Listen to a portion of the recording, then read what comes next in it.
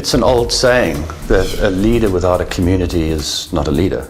If nobody's following you, then the only place the leadership is happening is in your mind.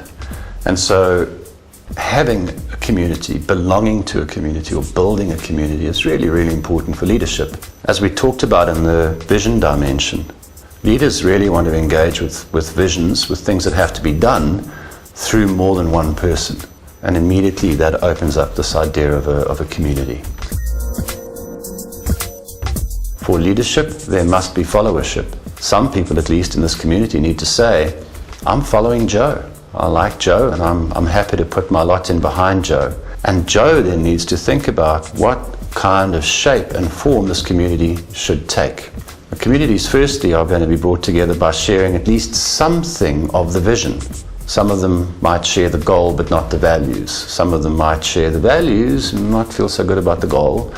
Some of them might share a basic sense of purpose without having thought about the values and the goal, but it's going to be those elements that will link them together. So over and above linking in values and linking in purpose and linking in goals, communities are bound by human relationships. And again, your leader needs to be conscious of those relationships and nurture them in conscious ways. Personally, when I look at a community and I try and assess whether I'm going to be a part of that community and what role I'm going to play, I'm looking for the kind of things that they honor, the kind of things that they celebrate, the ways they spend time together, the ways they will celebrate victory or defeat. So whether that's a golfing circle, it's a church community, my family, circles of friends, I'm interested in the values that they share and in the sense of purpose and goals that they might have. And then, of course, I become part of that community in the human relationship and in the human dynamic. I wake up in the morning and go to bed at night trying to find problems to solve and things to lead. It's kind of what I get paid for. And I often find myself doing that in the social communities that I join.